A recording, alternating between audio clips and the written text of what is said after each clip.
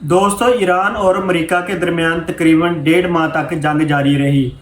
America Iran पर दबाव डालना चाहता था कि ईरान की हुकूमत चेंज हो जाए। वो अपनी मर्ज़ी की हुकूमत लाना चाहता था, लेकिन ऐसा ना हो सका।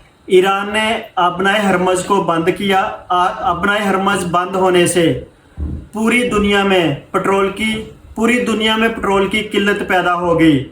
तो पेट्रोल की किल्लत पैदा होने से पेट्रोल के रेट बढ़ गए। पेट्रोल के रेट बढ़ने से हर चीज़ की कीमत में इजाफा हो गया। लेकिन अब ईरान और अमेरिका के दरमियान अमन मुआहदा हो चुका है। इस अमन मुआहदे से पाकिस्तान और आलमी दुनिया को क्या फ़ायदा हुआ, मैं इसकी तफसील बताता हूँ। अगर अमेरिका और ईरान के दरमियान अमन मुआहदा कामयाब रहता है तो पाकिस्तान और कई ममालिक को बहुत सारे फ़ायदे हासिल हो सकते हैं।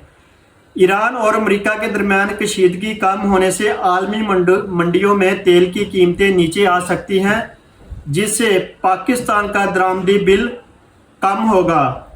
ईरान से गैस और तेल की दरामद के अमकानात बेहतर हो सकते हैं, जिससे पाकिस्तान के तवानाई बुरहान में कमी आ सकती है। पाबंदियों में नरमी की सूरत में पाकिस्तान और ईरान के दरमियान सरहदी और इलाकाई तजारत बढ़ सकती है। आबनाए हरमज़ के खुले रहने से पाकिस्तान की दरामदात और बरामदात के लिए शिपिंग अखराजात और ख़तरात कम हो सकते हैं।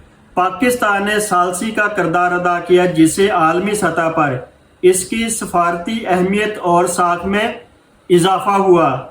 खित्ते में इस्तेकाम आने से गैर मुल्की सरमायाकार पाकिस्तान को ज़्यादा महफूज मार्केट समझ सकते हैं।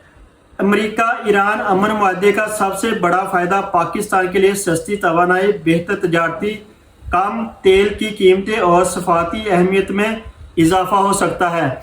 देखो दोस्तों, जब अमन आता है, अमन से कितना ज़्यादा फ़ायदा होता है। अगर मुल्क में महंगाई है तो महंगाई कंट्रोल हो जाती है, जिससे आम गरीब है वो मुतासर नहीं होता, गरीब को रिलीफ मिलता है। जब गरीब को रिलीफ मिलता है तो मुल्क में खुशहाली आती है।